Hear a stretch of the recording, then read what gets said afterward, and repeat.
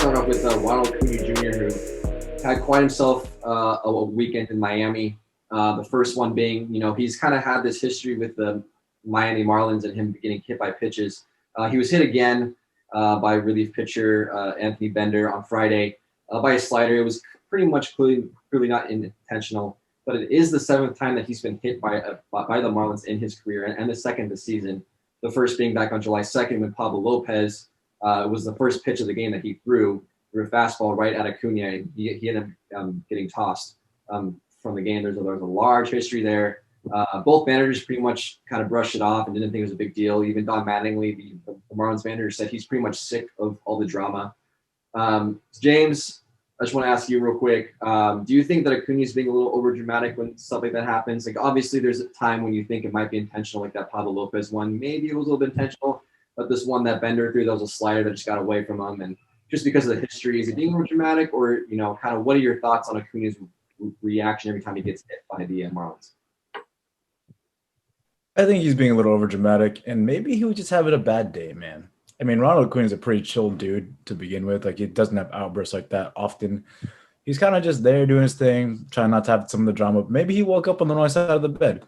Maybe his coffee wasn't right today, and so just a bunch of frustration built up until it hit that boiling point, that little threshold. And being hit with a pitch, with a slider, as slow as it is, it's still going to hurt.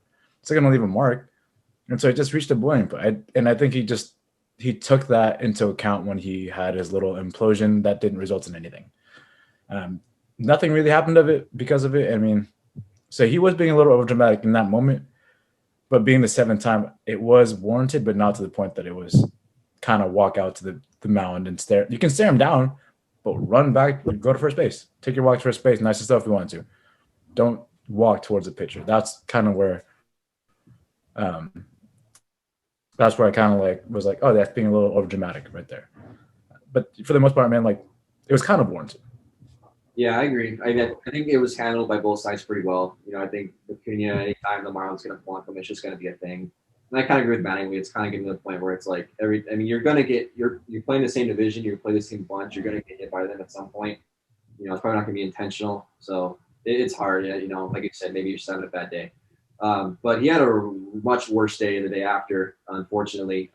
He suffered a season-ending injury, tore his ACL, going for a fly ball out in right field. Huge blow to not only the Braves, but I think baseball fans everywhere. Ronald Acuna is one of the top young talents in this game. It really sucks to see a guy go down like that.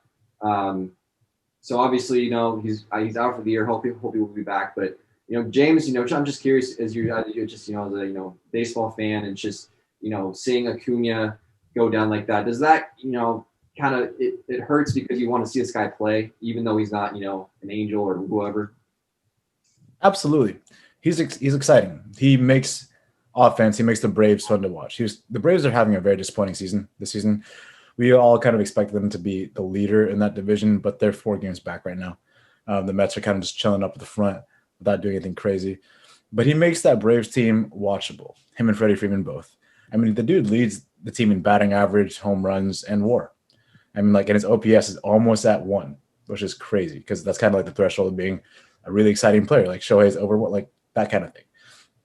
So having him be out and makes that Braves team a little less watchable.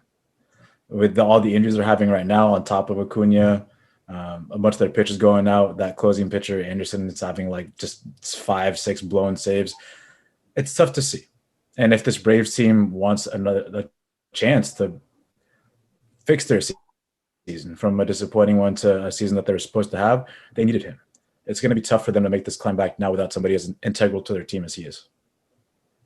Yeah, the Braves are screwed, which is crazy because when we talked about them early on, like all the computer rankings had them ranked in 4th place, and we all agreed that was crazy. This team went within 1 game of the World Series last year and pretty much had all the same team back, if not better, and yet everyone was ranking them pretty low.